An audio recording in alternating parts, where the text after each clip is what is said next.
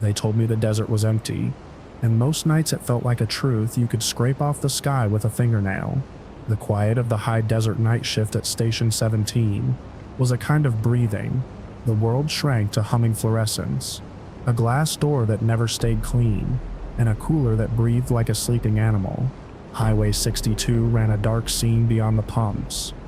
Trucks came, trucks went. Wind pressed grit against the windows until the panes rasped like a throat clearing.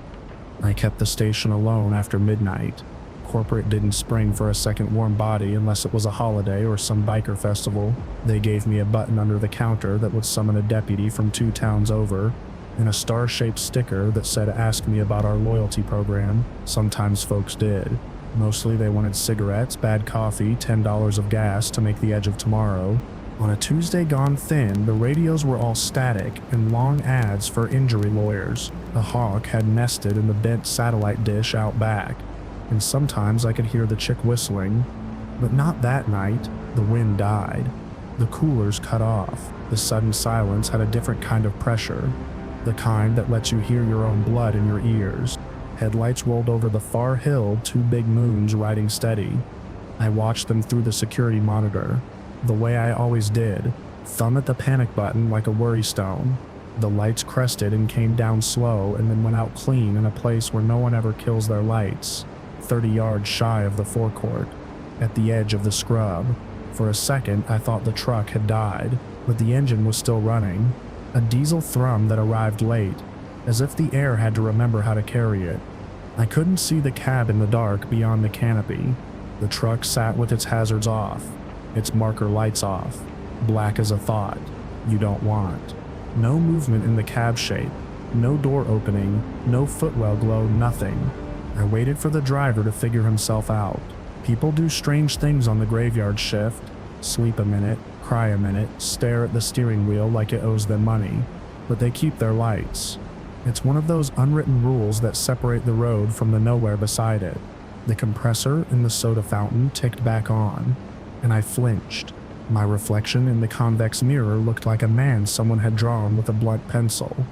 I unlocked the sliding window by the counter and leaned out into the night. The air tasted like an old battery. "You okay out there?" I called. My voice went out under the canopy and then lost itself in the scrub. The engine note changed. Not revved, more like something lay across the hood, and the weight of it made the idle labor. The sound got wetter, if that makes sense, like spinning prop in weeds. The smell hit a second later. Cold iron, hot belt, a little sweetness. I thought about the hawk chick and the 5-gallon bucket of cat litter I kept in the storeroom, and how small the station was when you let your fear in through the door. I went to the panel for the canopy floods and toggled them up to full. The forecourt flooded white, moths like ash flakes, but the truck was just outside the edge of the light, like it had gauged a willful boundary. The darkness around it felt thickened. I could make out the high box shape, a long sleeper cab, an old Kenworth maybe, no company logo. I could see. The chrome of the stacks should have picked up some shine off the canopy. They didn't. My brain kept trying to put reflections where there were none, like reaching for steps that weren't there. The pump display by number 3 blinked its idle zeros. I realized I was holding my breath. I let it out and heard a scrape from the far end of the building, a sound I knew too well. Grit dragged along concrete by something with weight. "Sir?" I called again. We set her open. The scrape came again. I stepped back from the window. It wasn't at the truck. It was to my right, where the wall of the station made an L with the ice chest and propane cage. Blind spot. My gut went cold. The button under the counter seemed silly, like a toy in a cereal box. I looked for movement in the convex mirror, and saw only the wide-angle bowing of my own shoulders and the endless lit aisle of potato chips. The glass door dinged as it shifted a little in the frame. No one pushed it. The seal sighed and went still. That was when the radio behind the counter woke up with the end of a sentence. "Wind advisory until 6 a.m., said a voice too cheerful. The diesel thrum rolled and rolled, patient as a heartbeat. I thought about going out there. The thought had a self the way a snake has a head.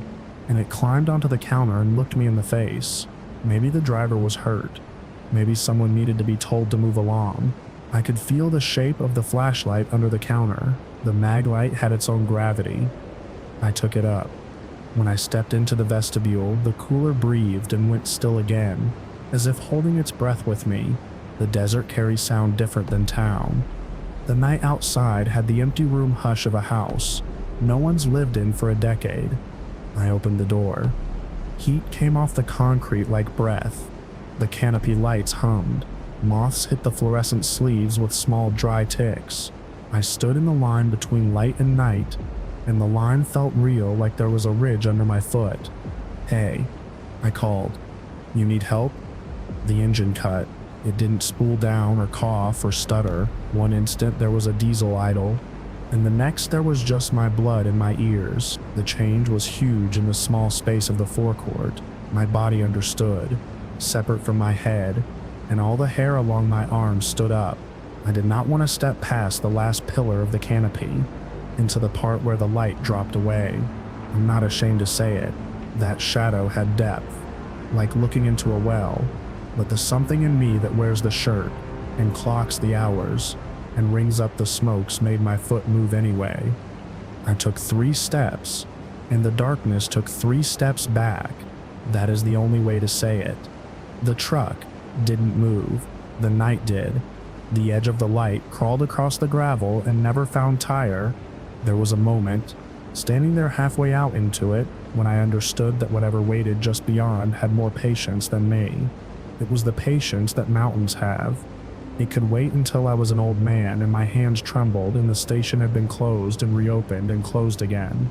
It could wait standing still, and I would move all my life, and one day my moving would carry me to it. From the blind corner by the ice chest came a new sound, the soft tap of one fingernail against glass. I swung the flashlight and hit the handprints at kid height. On the freezer door, old sugar smears from summer. The tapping kept on, polite as rain. I played the beam along the propane cage and saw only valves and dust. "Sir," I said again, and this time my voice felt like it belonged to someone else. I was lying. The open sign glowed red on the door behind me. The tap stopped. In the silence, the desert did that breathing thing again. I could feel it in my teeth. The hawk chick whistled once, high and thin, and got cut off midway like somebody pinched the sound between fingers. I thought about that bucket of litter again, the absurdity of it, the sad little systems we build for keeping things neat. I went back inside without running. I put the flashlight down and set both hands on the counter so I could feel the laminate under my palms. It was warm from the lights. I stood there a long time. When I finally looked at the monitors, the truck was at the pumps, not with a sound or a tire track, not with any kind of motion I had seen or could explain. It was simply there, its long nose nudging pump 3, as if it had always been, and I had only just now seen it. The hose hung, where a hand not there had taken it down and let it dangle. The nozzle lay in the cradle, not engaged. The display still blinked zeros. The monitor's black and white made the grill look like teeth. I watched it swallow the white of the forecourt, an insatiable black void that felt like it was only a few inches away. The clock over the coffee machine said 2:11. I couldn't say how long it had said that. Time, like sound, did a slow corkscrew out here, and moments felt both stretched and cut short. I picked up the phone. The station had a number for dispatch taped to the cradle, and I dialed it without looking. The line rang once, twice, then made a sound like a straw pulling the last of a drink. A man answered, but not like a man on a phone. He answered like a radio left behind in a truck stop in 1986. Flat, far, full of road. "Station 17, he said. "Do you require assistance?" Not a question. He didn't put the question mark on it. "There sups a truck," I said. "It parked without lights." "It sets," I looked at the screen. It was closer. The grill filled more of the frame without changing a pixel. "It sets, making people uncomfortable." "Understood," the voice said. "What is your position?" I told him mile marker and highway as if I were saying a prayer. The words had that shape in my mouth, old and worn by other tongues. Hold, the voice said. Help is en route. He hung up without clicking off. I stood with the receiver pressed to my ear for maybe a minute. The dial tone never came. When I put it down, the engine started again. Not from dead stop, not a key turned. The truck hummed like it had always been running. And I had just remembered to hear it. I tried to look past the fear the way you look past a glare on glass, by lowering your eyes. I pretended to ring up a coffee on the empty register and pretended to hand it to the empty air. The bell over the door gave a small ding, the way it does when the wind pulls.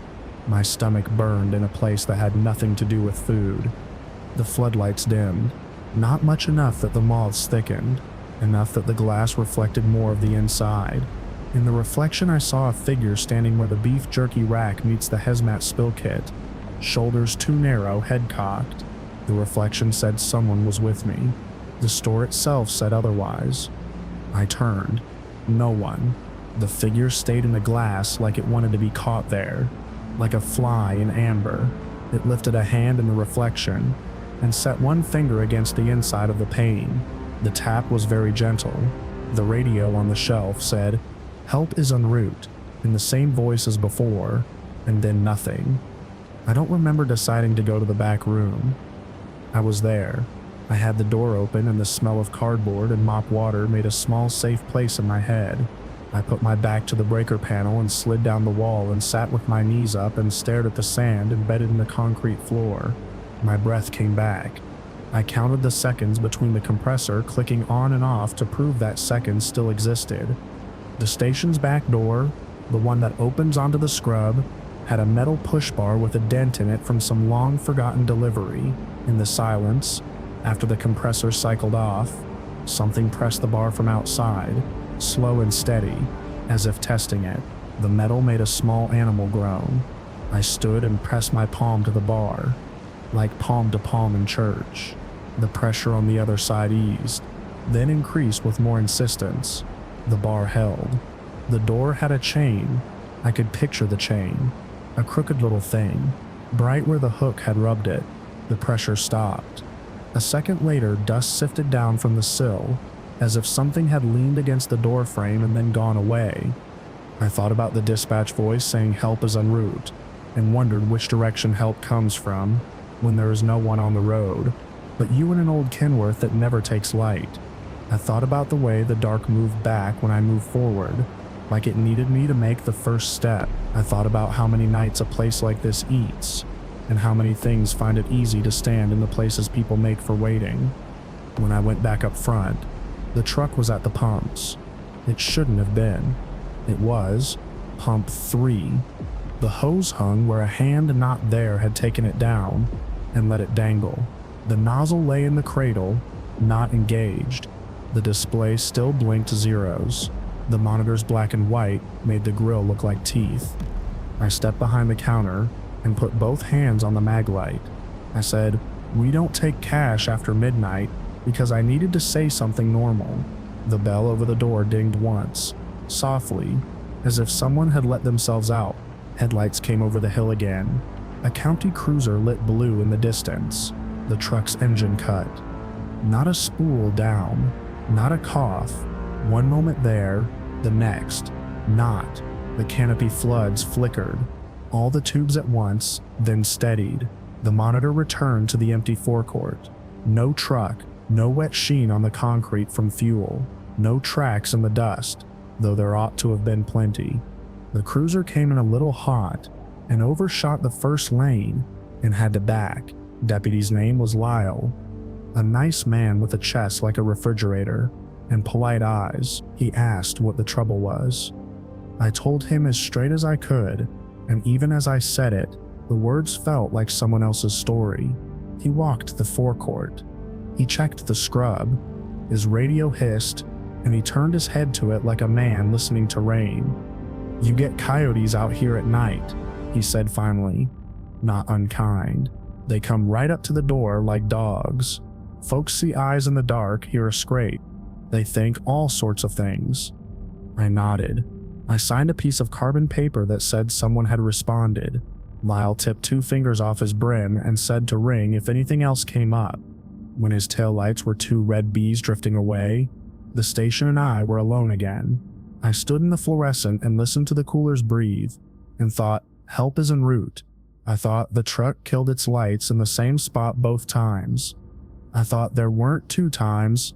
That last thought stood up in me like it had been there the whole while, waiting for me to notice it. The clock over the coffee machine said 2:11.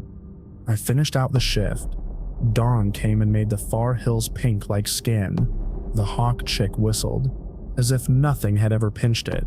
Morning folks came for coffee, and told the same apologies about their lives.